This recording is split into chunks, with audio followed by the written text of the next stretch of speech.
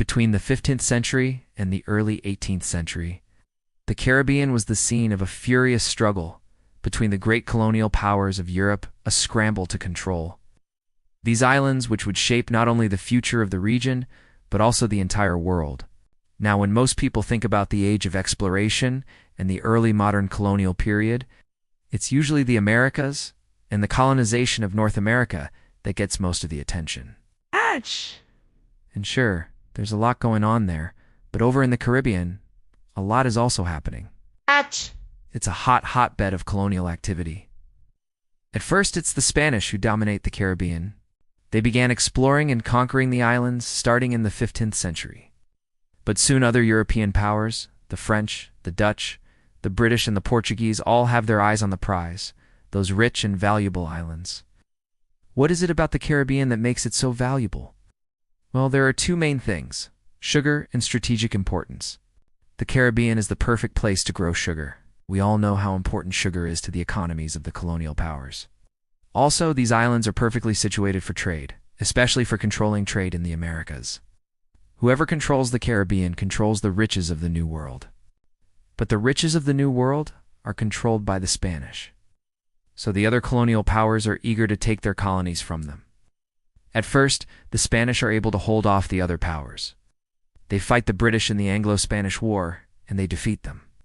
However, that war is more about Florida and the southernmost parts of North America than it is about the Caribbean. And then, in the early 17th century, the Dutch attacked and took several Spanish colonies in the Caribbean. This is partly due to the fact that the Dutch were actually allied with the British against the Spanish at this time. But the Dutch also had a powerful navy and a strong desire to get into the Caribbean slave trade. Speaking of the slave trade, let's talk about that because it is another major factor in the scramble for the Caribbean. The European powers are building massive fortunes off of slavery and the transatlantic slave trade. Sugar plantations in particular need lots and lots of slaves, and the Caribbean is the perfect place to put them.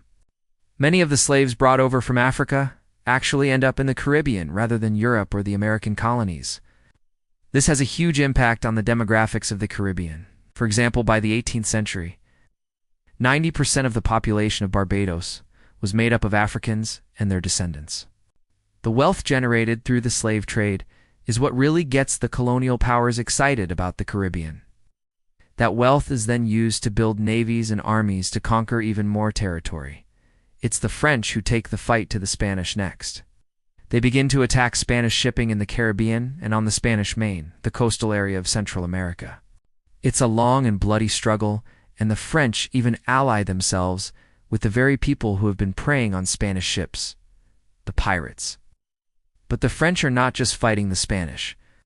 They're also fighting the British, with whom they have an eternal rivalry. Both powers have colonies all over the Caribbean, and they're constantly at each other's throats. They fight over islands like Jamaica, for example, and they do battle in places like Dominica and St. Lucia as the century goes on. Though the Spanish are becoming less and less dominant in the Caribbean, the British are rising in power, taking colony after colony from them. By the end of the 17th century, the Spanish only controlled Cuba, Puerto Rico, and Hispaniola. Meanwhile, the British controlled Jamaica, Barbados, Antigua, and many others. The French also control several islands, including Martinique and Guadeloupe. But while the Spanish may be losing the battle, they're winning the war. Even though the British now dominate the Caribbean, it is Spanish America that is producing most of the wealth. Most of the Caribbean colonies are still primarily agricultural, exporting sugar, tobacco, cotton, coffee, and fruit to the European markets. In the 18th century, the Caribbean would become a battleground for another great colonial war between Britain and Spain.